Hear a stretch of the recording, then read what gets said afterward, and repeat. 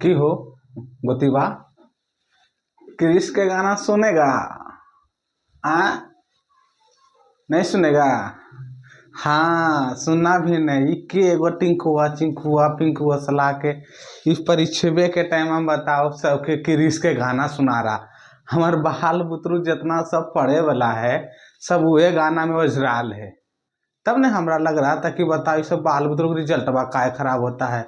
ये हरदम परीक्षा के टाइम में कभी एगो आके अभी सुना रहा है क्रिश के गाना सुनेगा, तो एक बार जब परीक्षा के टाइम आया तो सुना दिया आके अलगे पतली कमरिया डोले हाय हाय हाय।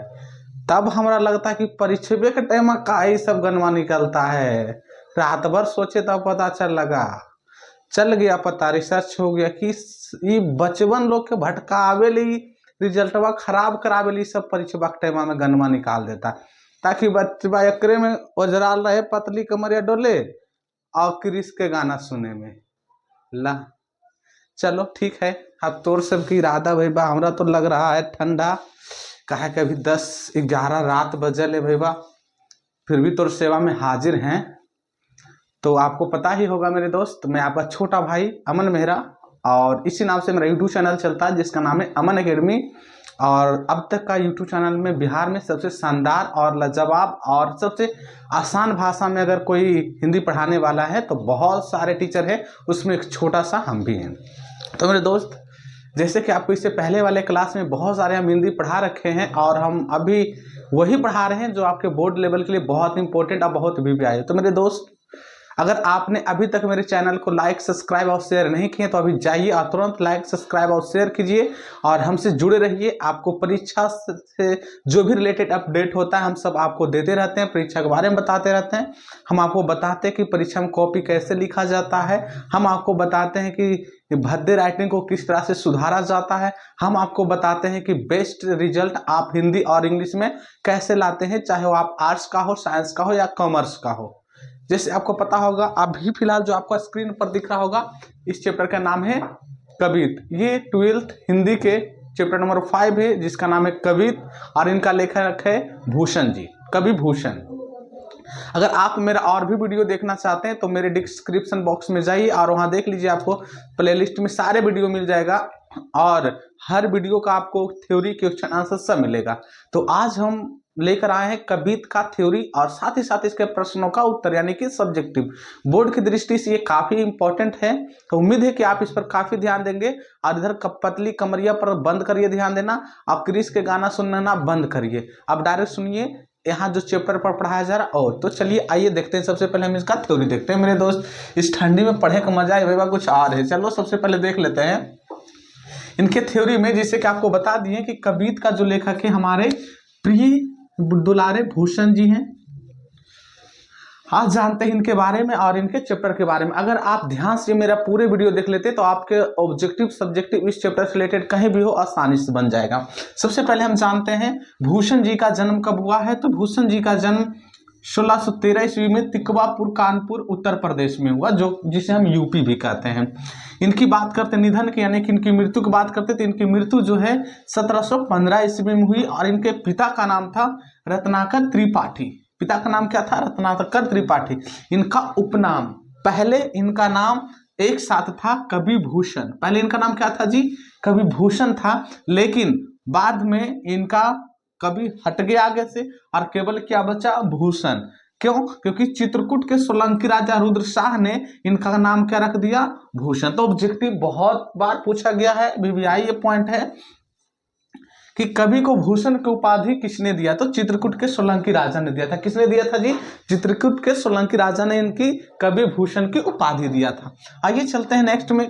अगर आपसे पूछे कि इसमें कौन सा रस है, ये कवित जो हम पढ़े इसमें कौन सा रस है, तो इसमें वीर रस है। कौन सा रस है? वीर रस है, क्योंकि इसमें वीरता का वखान किया गया है। और अगर भाषा पूछे तो कौन सी भाषा है? ब्रज भाषा है। भूषण जी की इसमें कौन सी भाषा है? तो ब्रज भाषा।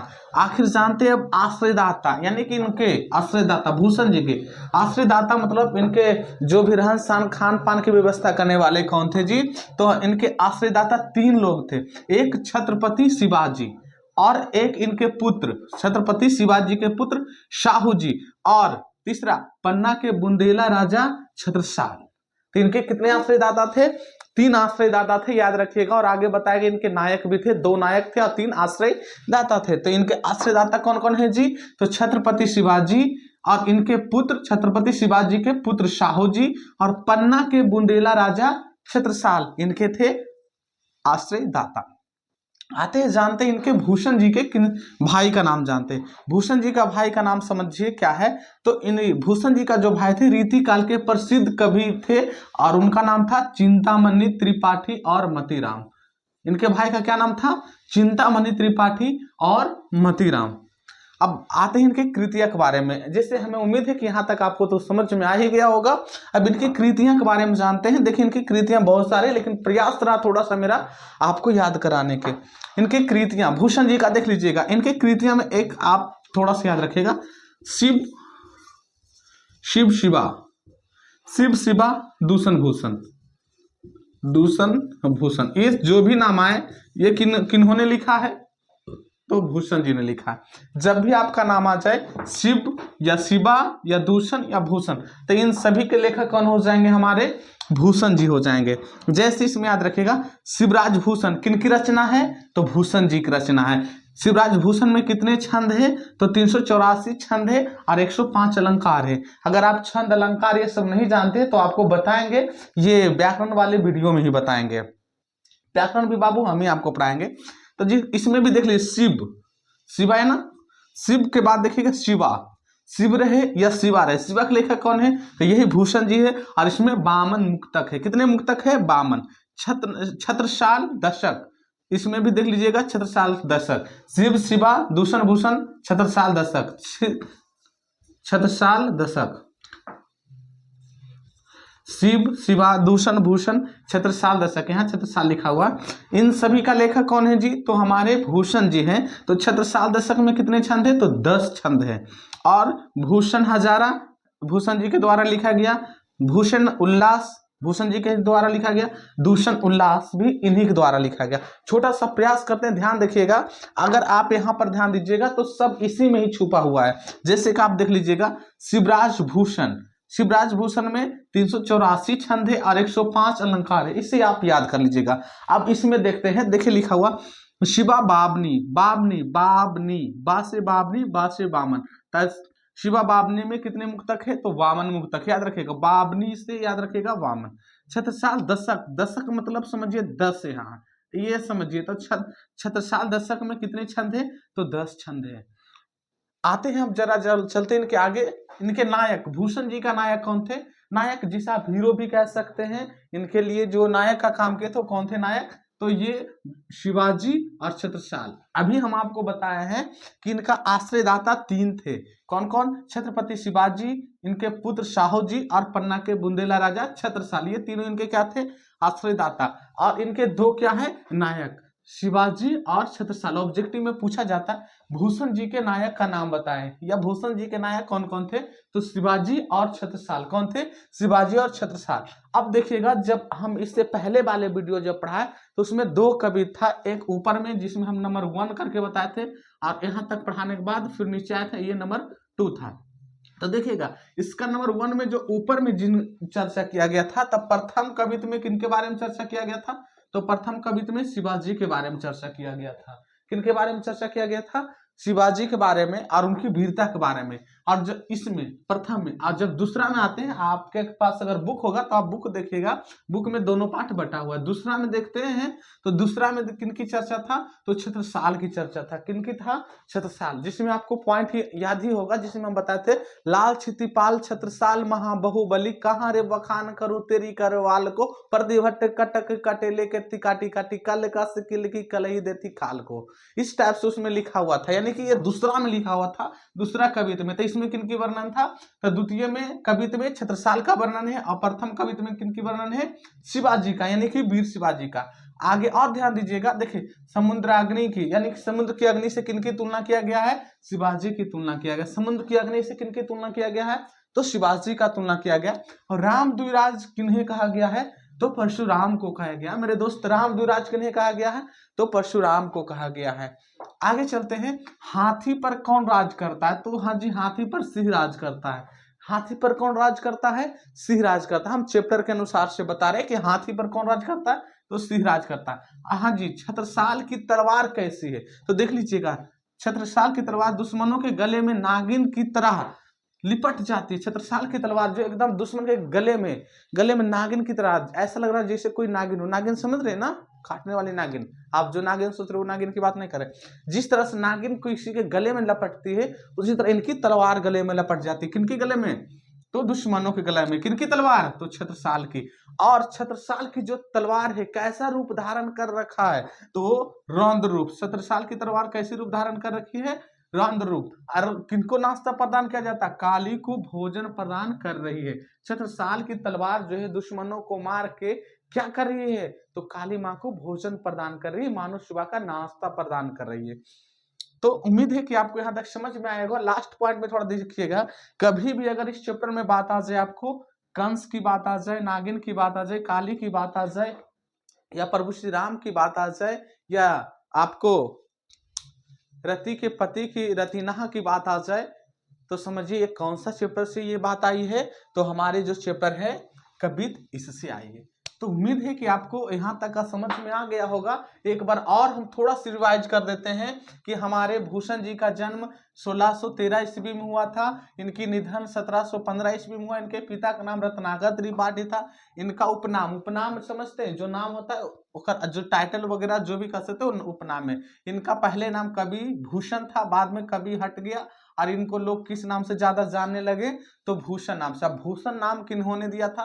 तो चित्रकूट के सोलंकी राजा रुद्र शाह ने दिया था। अगर पूछा जाए इसमें कौन सा रस है, तो इसमें वीर रस है जी। कौन सा रस है? वीर रस। इनकी भाषा कौन सी है? तो ब्रज भाषा है। इनके आश्रयदाता 3 थे, जिनका नाम था छत्रपति शिवाजी, और इनके पुत्र थे शाहू जी, और पन्ना के बुंदेला राजा छत्रसाल भी थे इनके आश्रयदाता। इनके भाई 2 थे रीतिकाल के प्रसिद्ध कवि। एक का नाम था चिंतामणि, एक का नाम क्या था जी? चिंतामणि त्रिपाठी, और दूसरा का नाम था मतीराम। इनकी कृतियां के बारे में बता ही दिए गए होंगे कि इनकी कृतियां हैं शिवराज भूषण, जिसमें 384 छंद है और 105 अलंकार है। शिवा बावनी, इनमें 52 मुक्तक है, और छत्रसाल दशक, इनमें 10 छंद है। और भूषण हजारा, भूषण उल्लास, दूषण उल्लास, ये सब किनकी रचना है? तो हमारे भूषण जी की ही रचना है। और इनके नायक का नाम है शिवाजी और छत्रसाल।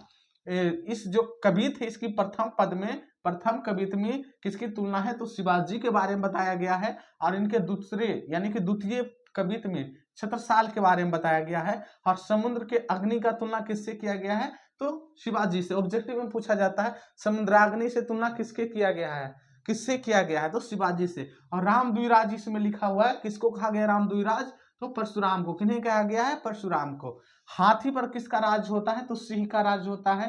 छत्रसाल की तलवार कैसा है? तो दुश्मनों के गले में नागिन की तरह वो लिपट जाती है, यानी कि ऐसा इनका तलवार है। यानी कि तलवार कैसा रूप धारण कर रखा है? तो रौद्र रूप। रौद्र रूप एकदम विकराल रूप धारण कर रखा है। और ये तलवार दुश्मनों के गर्दन को जो काटता है और उसे काली माँ को नाश्ता प्रदान करता है। और जब इस चैप्टर में कहीं भी आपको कंस दिखाई दे, नागिन दिखाई दे, या काली दिखाई दे, या तो फिर आपको रतिनाह दिखाई दे, या तो फिर प्रभु श्री राम की चर्चा हो, या तो रावण की चर्चा हो, या तो हवा की, बादल की, जो भी चर्चा हो, ये कौन सी चैप्टर हो, तो समझ जाइएगा कि ये चैप्टर का नाम है कबीर, जो चैप्टर नंबर क्या है? 5। जो चैप्टर नंबर क्या है? 5। तो कैसा लगा एक छोटा सा प्रयास? उम्मीद है कि बहुत ही अच्छा लगा होगा।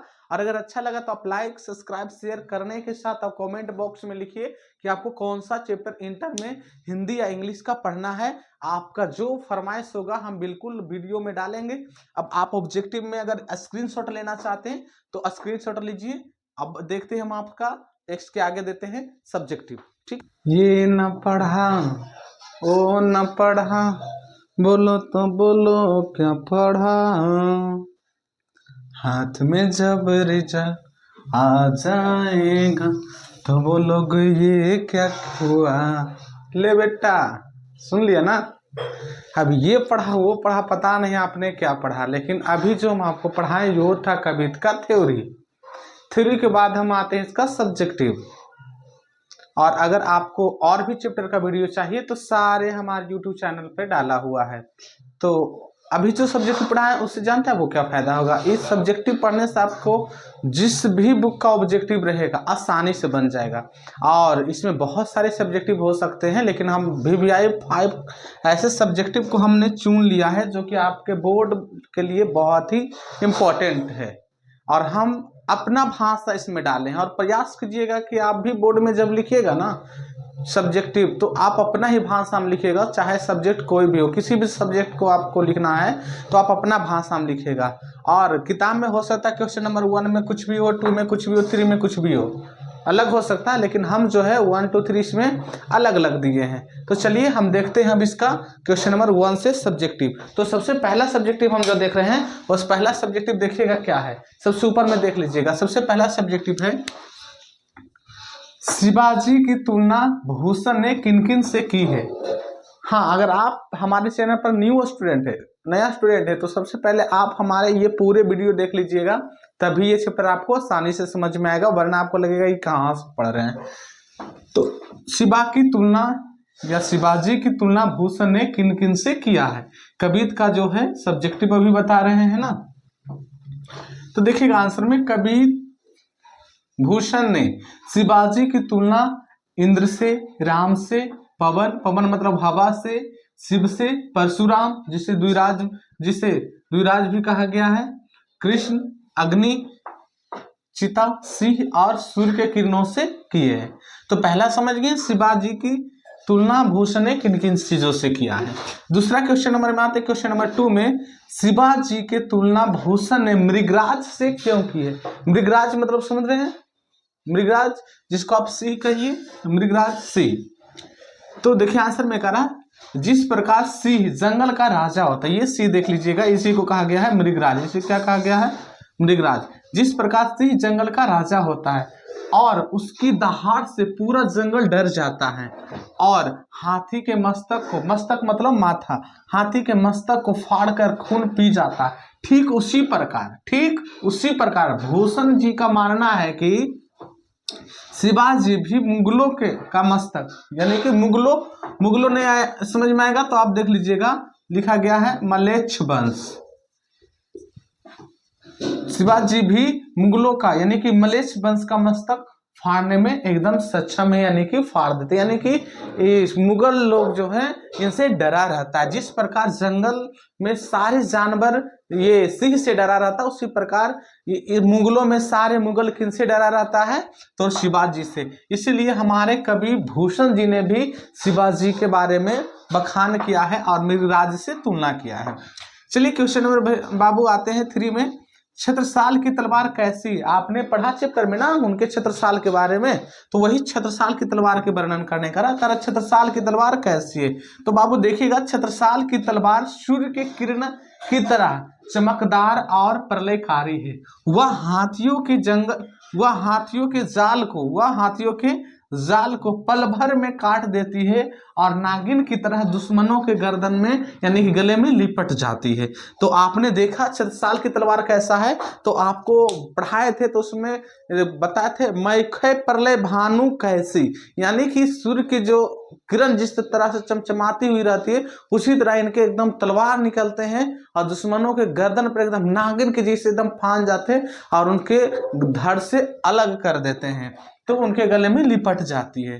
तो ये हमारा था क्वेश्चन नंबर 3। अब आते हैं क्वेश्चन नंबर 4, यानी चौथा क्वेश्चन में क्या कहा गया, भूषण अन्य रीतिकालीन कवियों से भिन्न है कैसे।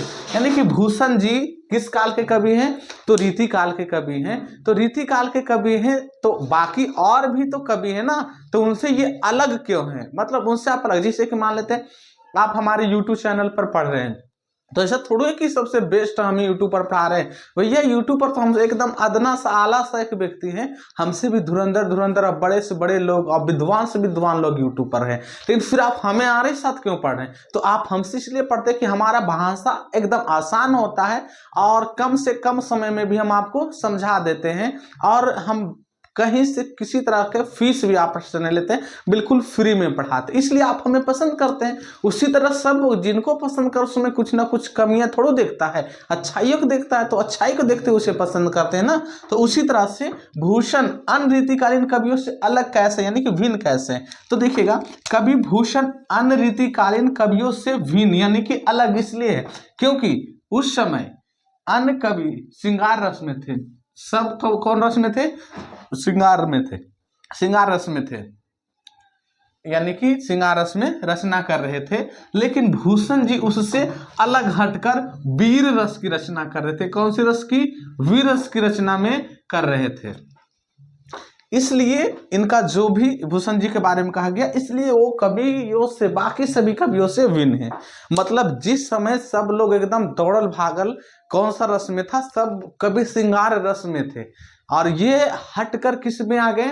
रीति काल में आ गए, और इसके वजह से ये फेमस भी हो गए। जैसे मान लेते हैं आज लोग रील्स वगैरह में एकदम सबके साथ घूमल है, लगल है, और आप उन्हीं में से अगर हटकर एक अलग हो जाते हैं और एकदम आप पढ़ाई में लगे हुए, तो अब बताइए सबसे बेहतर रिजल्ट किसका आएगा? जो सबके साथ चल रहा है उसका रिजल्ट आएगा, या तो जो सबसे अलग चुपचाप पढ़ रहा है, उसे दुनियादारी से कोई लेना देना नहीं, उसका अच्छा रिजल्ट आएगा? तो मामूली सी बात है कि उसी का रिजल्ट अच्छा आएगा ना, जो इस पर फोकस करा। तो उसी तरह जब सभी कवि कौन रस लिख रहे थे, कौन रस में थे? श्रृंगार रस में। तो ये कवि उस समय किस में थे?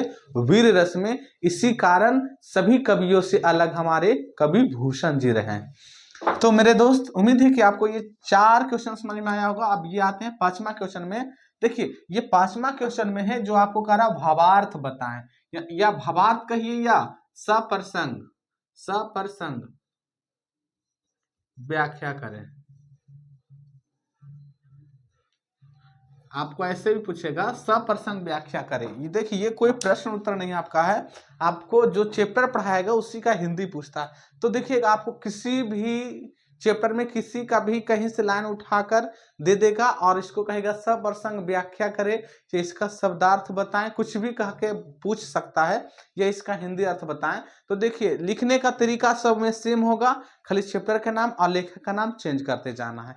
जैसे कि इसी चैप्टर जो हम कविता पढ़ा है ना, ये 5 चैप्टर, इसी में से कहीं से 2 लाइन ले लिया गया है, और वो लाइन ये है, लागती लपकी कंठ बैरिन के नागिन सी, रुद्री रिझावे दे दे मुंडन की माल को।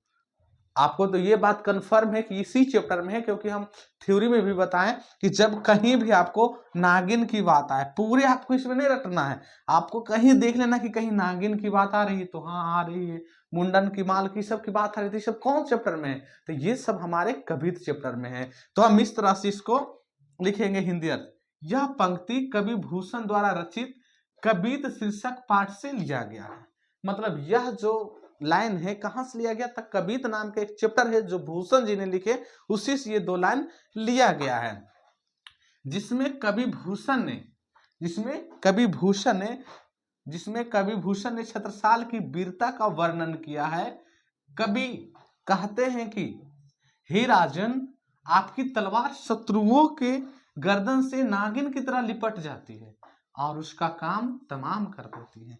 इसका हिंदी अर्थ यही हुआ, इसमें कह रहा कि यह पंक्ति जो है हमारे कवि भूषण जी के द्वारा लिखा गया है, और ये कविता से लिया गया है, जिसमें ये हमारे भूषण जी कहते हैं छत्रसाल की तलवार के बारे में, हे राजन, आपकी तलवार अत्यधिक प्रलयकारी है और आपका तलवार दुश्मनों के गर्दन में नागिन की तरह लिपट जाती है और उसके सर से धड़ को अलग कर देता है और दुश्मनों के काम तमाम कर देता है, और उसके गले को काली माँ को भोजन प्रदान कर दिया जाता है, यानी कि मानिए तो कहें सुबह का नाश्ता प्रदान कर दिया जाता है।